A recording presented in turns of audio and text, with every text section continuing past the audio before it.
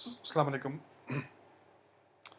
आज हम लेक्चर 14 और 15 दोनों इकट्ठे जो है उसको स्टडी करेंगे, जिसके अंदर मुझे आप लोगों को थोड़े से जो है वो डिज़ाइनिंग बतानी है नॉन इरोडेबल चैनल्स के बारे में। ठीक है, नॉन इरोडेबल चैनल्स जिनका कि नाम से ही जो है वो लगता है कि ऐसे चैनल जो इरोड ना हो सकते हों। ठीक है, नॉन इरोडेबल चैनल्स कौन से चैनल्स हैं? विच कैन नॉट बी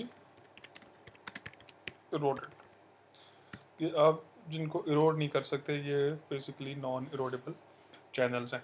हम इन्हें अपनी लोकल लैंग्वेज में, हम इन्हें अपनी लोकल ज़ुबान के अंदर पक्की नहरें भी बोलते हैं। ठीक है, पक्की नहरें बोलने, खाले बोलने, ठीक है, जो भी हो, कि हम इन्हें अपनी जो है वो लोकल लैंग्वेज में इनको जो है लाइन चैनल्स को आप या नॉन इरोडेबल चैनल्स को आप जो है पक्की नहरें या पक्के खाले बोलोगे। ठीक है, ऐसी कोई भी नहर जो कि आप देखो जिसको सीमेंट लगा हुआ हो उसके किनारों पे, उसके बैंक पे, वो एक नॉन इरोडेबल चैनल है। और किसी भी नहर के अगर किनारे जो हैं वो कच्चे हैं तो वो दैट इज़ कॉल्ड इरोडेबल चैनल। ठीक है, अच्छा, अब नॉन इरोडेबल चैनल्स को नॉन इरोडेबल चैनल्स को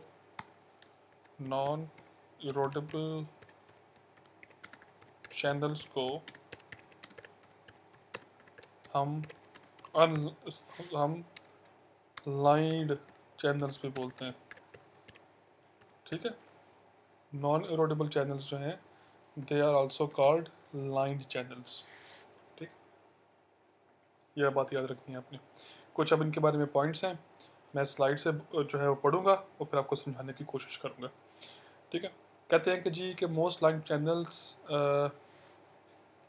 and built up channels can withstand erosion satisfactorily and are therefore consider non erodible. मतलब ये है कि नॉन इरोडेबल चैनल जो है जिनके किनारे, मैंने अभी बोला आपको, जिनका किनारा और जिनका बॉटम जो है पक्का हो, वो बेसिकली जो है एक क्या है, एक नॉन इरोडेबल चैनल है। और नॉन इरोडेबल चैनल जो है वो हमेशा इरोजन को विद स्टैंड कर सकता है, जैसे मैंने अभी बताया आपको कि which can not be eroded. तो इसका मतलब है कि ये इरोड नहीं हो सकते। भाई क्यों इरोड नहीं हो सकते? क्योंकि इनके किनारे जो है ना वो पक्के हैं। मैं इस बात को थोड़ा सा एक्सप्लेन करता हूँ। मिसाल के तौर पे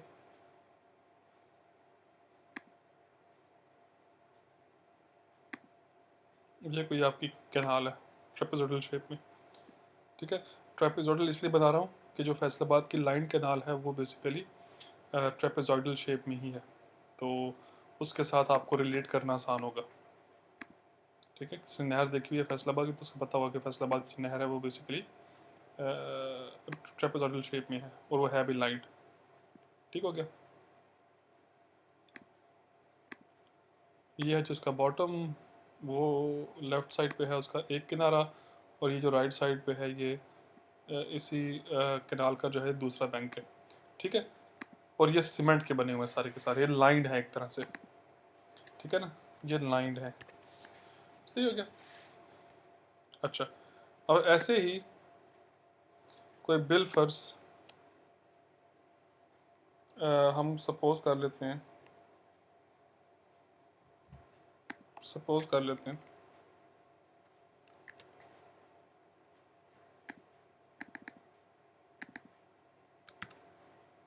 नहीं, मुझे बताना नहीं पड़ेगा। हम सपोज कर लेते हैं कि दूसरा जो मैं जो ये बना रहा हूँ ना नहर, ये वाली, ये है अनलाइंड। ठीक है, तो मैं उसको ब्लू जो है ना उसमें कलर के अंदर लाइंस को जो है ड्रॉ कर रहा हूँ। ठीक है, जस्ट टू शो कि ये जो है ये एक अनलाइंड चैनल है। ठीक है,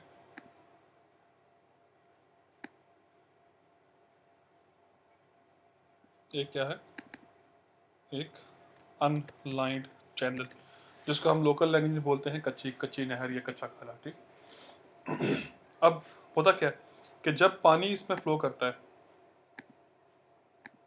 पानी तो ऑब्वियसली दोनों में फ्लो करते करेगा ना, लाइन में भी फ्लो कर देगा और अनलाइन के अंदर भी फ्लो करेगा। ठीक है,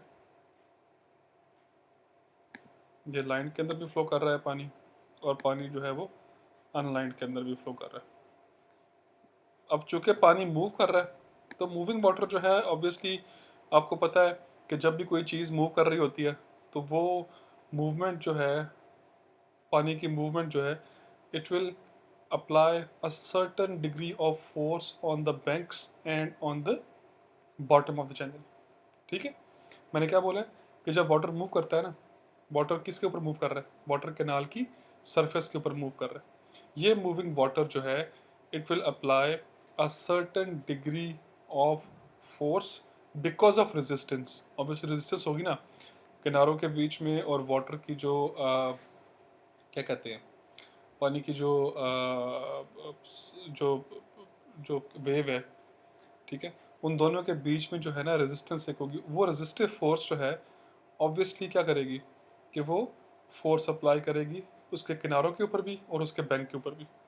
अब अगर तो ये किनारे जो है लाइंड हैं तो वो फोर्स जो है इसको इरोड नहीं कर सकती, और अगर उसके किनारे जो हैं वो अनलाइंड हैं तो वो ऑब्वियसली वाटर की जो फोर्स है वो हमेशा इसके जो किनारे हैं, चैनल के जो किनारे हैं, इनको इरोड कर देगी। ठीक है, समझ रहे हो इस बात को कि अच्छा। अब एक इसमें जो है एक छोटी सी जो है ना वो चीज़ समझने वाली ये है कि हमेशा जब वाटर की मूवमेंट है वो किनारों पे पानी मूव करने की वजह से, मूवमेंट जब भी होती है तो मूवमेंट जो है वो फोर्स की वजह से होती है। ठीक है ना, पानी जब भी मूव करेगा तो because of its motion it will apply a certain degree of resistive force on the channel banks and on the bottom. So that particular resistive force will cause erosion in case your channel is unlined. And if your channel is lined, there will not be any erosion. ठीक है, किसी किस्म की erosion जो है ना वो नहीं होगी। ये बात क्लियर होगी। ठीक है, सिंपल सी ये वाली बात थी। तो ये पहले 3 स्टेप्स हैं पहली स्लाइड के ऊपर, इनके अंदर उसने यही वाली बात की हुई है। पहला मैंने पढ़ दिया, दूसरे में उसने लिखा हुआ है कि unlined channels are grey are generally erodible except for those excavated in firm foundation such as rock bed. कहते हैं कि जी कुछ अनलाइंड चैनल भी ऐसे होते हैं जो कि नॉन इरोडेबल होते हैं। अच्छा जी, वो कौन से चैनल है कोई पूछे आपसे? जो लोग आप में से ज़रा नॉर्थ में रहते हैं, सवात वाली साइड पे या गिलगित बल्टिस्तान वाली साइड पे, उन्हें पता है इस बात का कि वहाँ पर चूँकि पहाड़ होते हैं ना, ठीक है, जो पहाड़ों के अंदर से चश्मे वगैरह निकलते हैं, तो अमूमन फार्मर करता है क्या होता है कि अमूमन फार्मर जो है पानी वहाँ पे एग्रीकल्चर बहुत थोड़ी होती है बाद में, ठीक है, लेकिन जहाँ पे होती है वहाँ पे होती कैसे है कि मैं बगैर जो है कुछ ड्रॉ किए बोली जा रहा हूँ, आई होप कि क्लियर हो, लेकिन मैं इसको साथ में लिख देता हूँ ना ताकि चीज़ जो है थोड़ी समझ में आए कि मैं क्या बोल रहा हूँ। वो कहता ये है कि आपके जो अनलाइन चैनल्स हैं ना, unlined channels having rock foundation are non erodible. ठीक है, ये कौन से चैनल हैं? ये कौन से अनलाइंड? अनलाइंड पहले तो ये समझो कि लाइंड क्या होता है। लाइंड वो होता है जिसके किनारे और जिसकी बॉटम को आपने सीमेंट के साथ जो है वो लाइन कर दिया हो, उसको पक्का कर दिया हो। लेकिन नॉर्थ वाली साइड पे, गिलगित बल्टिस्तान जो स्कर्दू वाली साइड है, वहाँ पे क्या होता है कि आपके जो इलाका वो जो है, जैसे पंजाब का इलाका मैदानी है तो यहाँ पे सॉइल होती है, लेकिन नॉर्थ वाली साइड पे सॉइल नहीं होती, वहाँ पे पहाड़ है। तो उधर ऑलरेडी जो है ना वो रॉक पड़े हुए होते हैं वहाँ पे ज़मीन के ऊपर। तो जब पानी उनसे गुजरता है तो वो ऑलरेडी चूँकि रॉक पड़ा हुआ होता है उसके बॉटम में, तो पानी उसको इरोड नहीं करता। ठीक है, यही वजह है कि नॉर्थ में जो पानी है जो चश्मों से निकलता है वो साफ़ होता है, लेकिन जब वो दरिया जो है वो हमारे मैदानी इलाकों में आता है, आपने कभी रावी या चनाब को पानी को बहते हुए देखा हो ना, तो पानी जो है अगर पंजाब के अंदर आप दरिया को देखोगे, जैसे अभी निकल जाओ कभी चनाब वाली साइड पे, आपको पानी जो है वो गदला नज़र आएगा। ठीक है, लेकिन यही चनाब अगर आप नॉर्थ में जाओ तो वहाँ पे आपको इसका पानी बहुत साफ़ नज़र आएगा, क्योंकि वहाँ पे ये इरोड नहीं करता। क्यों इरोड नहीं करता? क्योंकि वहाँ पे मट्टी नहीं होती, वहाँ पे क्या पत्थर होते हैं जिनके ऊपर से गुजर के आता है ये। लेकिन पंजाब वाली साइड पे क्या होता है, चूँकि सॉइल होती है, ठीक है, मैदानी इलाकों में क्या होती है, सॉइल होती है, तो इस वजह से पानी उसको इरोड करता है। लेकिन नॉर्थ में क्या होता है, रॉक्स होते हैं, ठीक है, और पानी जब उन रॉक से गुजर के आता है तो वो इतना इरोड जो है ना वो नहीं कर सकता उसको, ठीक है। तो ये पॉइंट नंबर 2 था। Let's move on to the third point. In designing non erodible channels, such factors as the maximum permissible velocity and the permissible attractive force are not the criteria to be considered. अच्छा, ये बात अभी आगे होनी भी है तो मैं थोड़ी सी एक्सप्लेन करूंगा, ज़्यादा एक्सप्लेन नहीं करूंगा क्योंकि आगे जाके फिर जिसको टाइम लगाना है हम लोगों ने। कहता ये है कि नॉन इरोडेबल चैनल जो हैं उनके अंदर होता क्या है कि जो कई दफ़ा क्या होता है कि जब आपने अनलाइंड चैनल जो है उसके अंदर पानी को छोड़ना हो ना, मैं सिंपल सी बात कर रहा हूँ बड़े क्रूड सी लैंग्वेज में, कि अगर आपका कच्चा खाला होगा ना तो आपको उसमें उसमें पानी छोड़ना है, तो आप इस ध्यान से पानी को छोड़ोगे कि पानी की वेलोसिटी इतनी ज़्यादा ना हो कि वो इस खाले को इरोड करे, ठीक है। क्योंकि जब खाला इरोड होता है तो आपको इसको दोबारा फिर जो है रिकन्स्ट्रक्ट करना पड़ता है, रीमेंटेन करना पड़ता है। कोशिश आपकी ये होती है कि खाला एक दफ़ा जो है ना, जब पानी उसके अंदर आए तो वो कम स्पीड में आए, कम वेलोसिटी से आए, ताकि वो उसके किनारों को इरोड ना करे। लेकिन यही काम जो है लाइन के अंदर आप किसी केयर के बगैर करते हो, चाहे जैसा मर्जी पानी है, जितनी मर्जी वेलोसिटी है पानी की, कोई ऐसे मसले वाली बात नहीं है। पानी को जो है वो लाइन चैनल के अंदर जो है ना वो भेज दो, कोई ऐसी मसले वाली बात नहीं। लेकिन जब हमने पानी को लाइन चैनल अनलाइन में भेजना है तो ज़रा ख्याल करना पड़ेगा कि उसकी वेलोसिटी इतनी ज़्यादा ना हो, ठीक है। तो मतलब एक हद तक हो, उससे ज़्यादा पानी की वेलोसिटी हुई तो पानी अनलाइंड के अंदर जो है वो इरोड करेगा, और वो जो हद है ना उसे हम बोलते हैं मैक्सिमम परमिसिबल वेलोसिटी। तो यहाँ पे आपने एक चीज़ और सीखी कि मैक्सिमम परमिसिबल वेलोसिटी क्या होती है। मैक्सिमम परमिसिबल वेलोसिटी क्या होती है, the maximum velocity at which flowing water doesn't cause erosion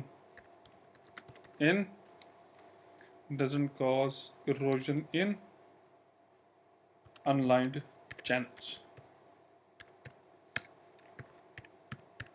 ठीक है। आई होप ये बात क्लियर हो, नहीं हुई तो पूछ लें।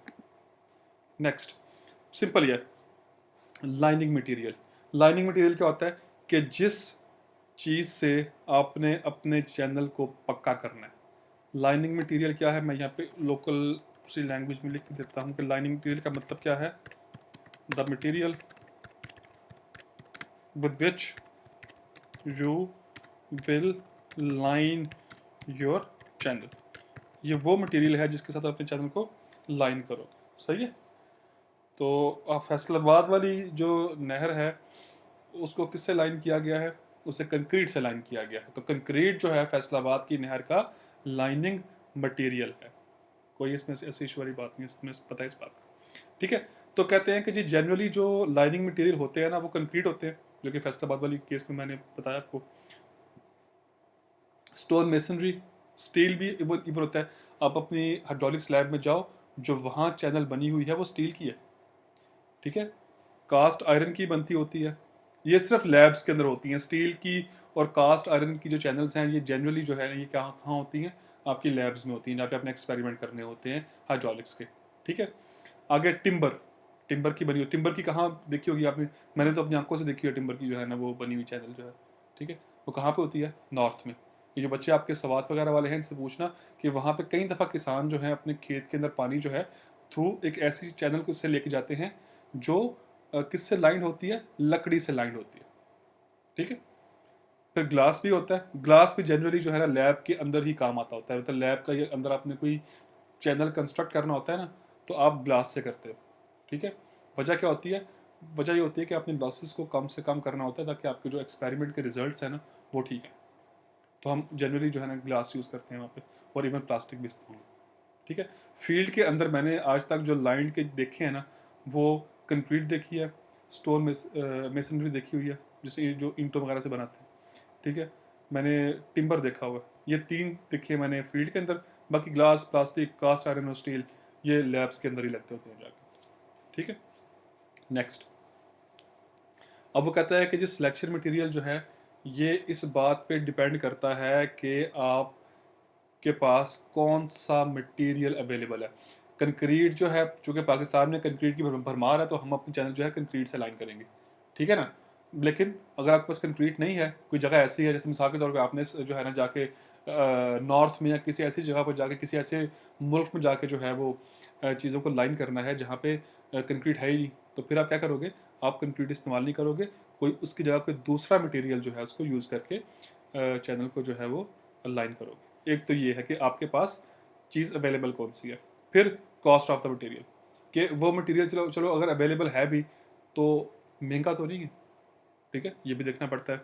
फिर मेथड ऑफ कंस्ट्रक्शन, इसका मतलब क्या है, इसका मतलब ये है, देखो कंक्रीट की सबसे बड़ा फ़ायदा ये है कि कंक्रीट को आप हर शेप के अंदर जो है मोल्ड कर लोगे, सही है ना, ऐसी बात। लेकिन स्टील को और कास्ट आयरन को आप हर शेप में मोल्ड करना बड़ा मुश्किल काम है, ठीक है। तो कहते हैं कि आपने जिस मेथड से कंस्ट्रक्ट करना है वो भी ज़रूरी है, कि वो हो सकता है कि जिस मेथड से आप कंस्ट्रक्ट करना चाह रहे हो उसमें कंक्रीट और जो कास्ट आयरन वगैरह जो अगर आपके पास सारी मटेरियल है, हो सकता है उसमें काम आ नहीं सके आपके, ठीक है। तो इन चीज़ों को भी ख्याल करना पड़ता है, और किस पर्पज़ के लिए आप चैनल जो है कंस्ट्रक्ट कर रहे हो। अगर आपने लैब के लिए चैनल कंस्ट्रक्ट करना है तो फिर ऑब्वियसली आपको जो है एक ऐसा मटेरियल इस्तेमाल करना पड़ेगा जिसके अंदर लॉसेस जो है वो कम से कम हो, ऑलमोस्ट ज़ीरो हो। सारे के सारे लॉज जो जो बनते हैं ना हाइड्रोलिक्स के लैब के अंदर, जनरली जो है क्या होता है कि वहाँ पे ग्लास इस्तेमाल करते हैं, इसके अंदर लॉसेस जो है वो बहुत थोड़े होते हैं, ठीक है। फ्रिक्शन जो है बहुत थोड़ा होता है, लॉसेस बहुत थोड़े होते हैं, ठीक है। तो जब लैब के अंदर कोई चीज़ आपने इस्तेमाल करनी है तो आपकी कोशिश ये होती है कि वो मटेरियल जो है वो कम से कम जो है उसमें लॉसेस हों। लेकिन जब हमें फील्ड में इस्तेमाल करना पड़ेगा आपको, तब कंक्रीट भी इस्तेमाल कर लोगे, ठीक है। तो ये था। नेक्स्ट आगे आता है, the purpose of lining a channel is in most cases is to prevent erosion. अच्छा, but occasionally it may be to check seepage losses. वो कहता है कि जनरली होता क्या है, मैं अब लिख नहीं रहा क्योंकि इशू ये है कि ये चीज़ें बस बताने वाली हैं, इन चीज़ों के अंदर कोई ऐसा कॉन्सेप्ट नहीं है, ये जस्ट आपको आपको चीज़ें बस समझने वाली हैं ये वाली कि वो कहता क्या है इसको। वो कहता ये है कि जी इस वाले केस में कि आपने जो है जनरली करना क्या होता है कि जब आपने लाइनिंग, किस लिए लोग जनरली इस्तेमाल करते हैं, कहते हैं कि लाइनिंग जो है, लाइनिंग किस लिए इस्तेमाल होती है, टू चेक इरोजन, कि आपका चैनल जो है वो रोड ना हो, ठीक है ना। और ओकेजनली किसके लिए होती है कि सीपेज लॉसेस भी ना हो, ठीक है। हमारे पाकिस्तान के केस में जो पंजाब वाला केस है, हमने चैनलों को लाइन किया हुआ है सिर्फ और सिर्फ सीपेज लॉसेस से बचाने के लिए, ठीक है, और इरोजन से बचाने के लिए, ठीक हो गया। तो ये दो ही चीज़ें हैं जो जिनको आप अवॉइड करना चाहते हो। तो आपसे पूछे कि जी आप चैनल को पक्का क्यों करते हो, आपने कहना है कि जी हम चैनल को पक्का इसलिए करते हैं ताकि इरोजन ना हो, ठीक है, और सीपेज लॉसेस जो है ना वो ना हो। अच्छा, अब अगली बात, अब क्या नुकसान है इरोजन का। जब इरोजन होगी तो चैनल की जो है ना वो डिटीरियोरेशन होगी, ठीक हो गया। चैनल की क्या होगी, डिटीरियोरेशन। आपको हर थोड़े से बाद अपना जो चैनल है वो दोबारा उसको जो है वो नया बनाना पड़ेगा, क्योंकि वो मट्टी जब उड़ जाएगी साथ से तो चैनल की जो शेप है बड़ी बुरी हो जाएगी, वो पानी को पूरे तरीके से जो है ना वो आप खेत तक लेकर आएगा ही नहीं।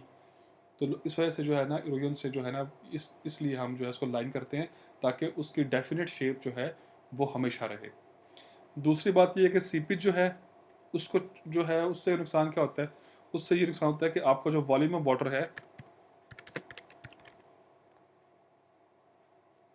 वॉल्यूम ऑफ वाटर जो है वो आप उससे खो देते हो। आप मतलब कि आपका पानी, आप अगर आपने हेड से जो है ना बिल्कुल स्टार्ट किया है, आप पानी जो है आपने बिलफर्ज आपका फ़्लो है, वाटर का फ़्लो है, मैं मिसाल देता हूँ आपको कि वाटर का फ़्लो है जी नहर के अंदर 5 क्यूबिक मीटर पर सेकंड, ठीक है ना। तो सीपेज की वजह से हो सकता है कि 5 क्यूबिक मीटर पर सेकंड ना हो, जो आपका क्या कहते हैं उसका फ़्लो है वो सिर्फ और सिर्फ रह जाए 3 क्यूबिक मीटर पर सेकंड। बाकी कहाँ गया, बाकी जी वो सीपेज में ज़मीन में चला गया वो वॉल्यूम ऑफ वाटर जो, ठीक है। तो ये मसाइल है कि सीपेज से क्या होता है, पानी जो है ज़ाया होता है, और इरोजन से क्या होती है कि उससे चैनल ज़ाया होती है, ठीक है। तो दोनों केसेस के अंदर जो है हमारा नुकसान है, तो हम चाहते नहीं है कि ऐसा हो। इसमें पैसे ज़्यादा लगते हैं, हर साल जो है आपको चैनल अपनी दोबारा जो है ना वो नई बनानी पड़ती है, तो उसमें पैसा का ज़्यादा होता है, मज़दूर लगते हैं, अब चीज़ों को जो है दोबारा दोबारा कंस्ट्रक्ट करते हो, तो ये मसला है इसके अंदर। सीपेज के अंदर ये मसला है कि जी आप जो है वो आपका पानी का जो वॉल्यूम है जो कि खेत तक पहुंचता है वो बहुत थोड़ा पहुंचता है, तो ये दो नुकसान है इसके। फिर आगे, in line channel the maximum permissible velocity, वो मैक्सिमम परमिसिबल वेलोसिटी कौन सी है वही बता कर आया हूँ आपको, कि जहाँ पे इरोजन जो है ना वो जो है ना वो ना हो। तो कहते हैं maximum that will not cause erosion can be ignored. कहते हैं कि लाइन, मैंने ये बात पहले कर दी आपसे ना ये वाली, कि मैक्सिमम परमिसिबल वेलोसिटी जो है ये इशू है सिर्फ और सिर्फ किस चैनल का, ये है सिर्फ और सिर्फ अनलाइंड का। लाइन के अंदर आप जो मर्जी वेलोसिटी रखो, कोई इस मसले वाली बात नहीं है। लाइन जो है मेजॉरिटी ऑफ द टाइम जो है वो क्या होता है, वो सस्टेन कर लेता है वेलोसिटी को। लेकिन अनलाइंड के अंदर अगर आपकी वेलोसिटी जो है मैक्सिमम परमिसिबल वेलोसिटी से ऊपर जाएगी तो वो फिर इरोजन होगी। ठीक है, okay, last point. If there are to be very high velocity over lining, it should be remembered that there is a tendency of the rapid moving water to pick up lining blocks and push them out of position. कहते हैं कि lining के अंदर भी, ये बात बड़े बड़े ध्यान से करने वाली है, मैं एग्जाम के अंदर इस बात में हमेशा आपको कंफ्यूज करूंगा, याद रखनी बात आपने ये वाली। वो कहते ये हैं कि लाइनिंग के अंदर भी आपने ख्याल करना है कि पानी की वेलोसिटी इतनी ज़्यादा ना हो, क्योंकि अगर पानी की वेलोसिटी ज़्यादा हुई तो वो फिर जो है लाइनिंग मटेरियल को भी तोड़ देगा। ये सिंपल इसका मतलब है इन चार लाइनों का। मैं दोबारा बोलता हूँ इस बात को, कि लाइनिंग के अंदर भी आपने इतनी वेलोसिटी नहीं करनी। ठीक है, रिमेंबर, ये मैं लिख देता हूँ साथ में, remember velocity in line channel shouldn't be very high, as the water has the tendency to break through the line section too। ठीक है, कि पानी के अंदर टेंडेंसी है कि वो लाइन सेक्शन को भी जो है ना वो उड़ा दे। अब अगली एग्जांपल जो है मैं इसी के ऊपर जो है आपको देने लगा हूँ। देखो जी, ये है एक लाइन चैनल। अब मैंने इसको, ये जो फिगर है ये बड़े ध्यान से इसको देखनी है आपने, ये लाइन चैनल है, ठीक है ना। आप अगर ज़रा इसको गौर से देखो तो ये जो यहाँ पे देखो लाइनें कुछ नज़र आ रही होंगी आपको, ये लाइन है, एक ये लाइन है, एक ये लाइन है, ठीक है, एक ये लाइन है। ये लाइनें क्या हैं? ये लाइनें जो हैं ये मुख्तलिफ सेक्शन जोड़ के ब्लॉक्स के आपस में जो है ना इसको चैनल को लाइन किया हुआ है, ठीक है ना। ये ब्लॉक जुड़ा हुआ है ऊपर, ये ऐसे ही है जैसे आप अपने घरों में अपना जो डालते हो ना, अपना छत डालते हो घरों का, तो वो जो मुख्तलिफ ब्लॉक्स बना के आप रखते हो ना वहाँ पे, तो ये वही ब्लॉक्स बने हुए हैं। तो होता क्या है कि इन जो ब्लॉक्स के आपस में कनेक्शन के अंदर जो लाइन रह जाती है ना, अगर वेलोसिटी बहुत ज़्यादा हो तो पानी इन जो है ब्लॉक्स के अंदर जो कनेक्शन है उसको तोड़ता है, और जब टूटता है तो कुछ ये वाले हालात बनते हैं। ये बिल्कुल एक क्लासिकल केस है जब पानी की वेलोसिटी को बहुत हाई रखा गया, ठीक है, और पानी ने पकड़ के पूरे स्ट्रक्चर को जो है ना वो फेल कर दिया। ठीक है, तो इसका मतलब क्या हुआ इस बात पे, कि परमिसिबल वेलोसिटी जो है, जो मैक्सिमम परमिसिबल वेलोसिटी है, वो ऑल्दो कि वो अनलाइंड चैनल का एक मजबूरी है कि हमने कि अनलाइंड के अंदर आपने मैक्सिमम परमिसिबल वेलोसिटी से कम वेलोसिटी रखनी है। लेकिन अगर लाइंड हो तो तब भी आपने ख्याल करना है कि वेलोसिटी इसमें ज़्यादा हो तो सकती है, लेकिन इतनी ज़्यादा ना हो कि वो स्ट्रक्चर को फिर भी फेल करते पड़ गए। ठीक है, ध्यान रखनी है इस बात। जब अब नेक्स्ट सेक्शन में हम मज़ीद बात करेंगे, सो स्टे ट्यून्ड।